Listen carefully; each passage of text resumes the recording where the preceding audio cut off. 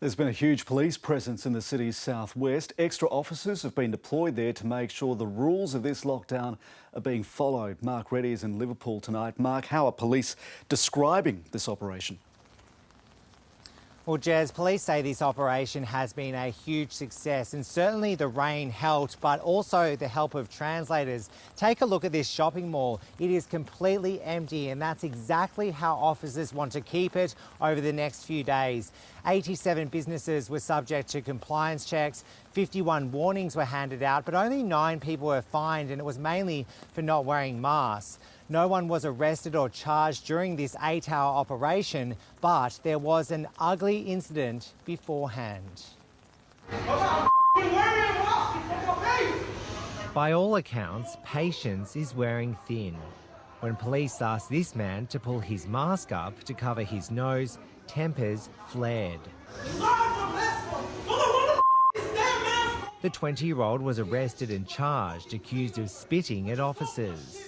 We know it is a very difficult time, but the issuing of a notice or getting in a confrontation with police is the very last thing that we want. A surge in cases in Sydney's southwest is being met with a surge in force. The focus always moves to where the virus is moving, and it doesn't matter what that postcode is.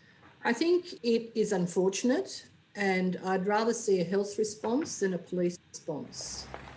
On horseback and on foot, more than 100 extra officers were deployed to the region. Their main target, shopping centres. At Westfield, Liverpool, police swarmed the food court. Pandemic patrols were also carried out in Fairfield.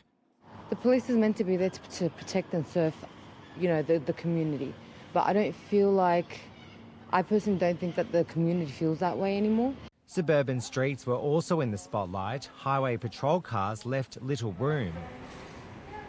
5 officers dropped into this donut shop at Warwick Farm. It is a bit daunting at first, but I do understand where they're coming from. It's important that we all do the right thing. The operation was supported by community workers handing out free masks, armed also with a strong message. Stay home if possible because it's still lockdown. Police insist they're just doing their job and that this operation is comparable to the one that took place when there was a major outbreak on Sydney's northern beaches last year. But some members of the community here in Liverpool feel they're being unfairly targeted. Only because we are a migrant here, I see it as discriminating against us. Why this has not happened in the eastern suburb?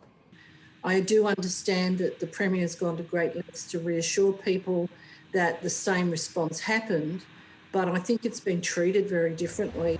But in a city where concern is shifting rapidly from east to west and now even south, the next deployment could be anywhere. Mark Reddie, ABC News, Sydney.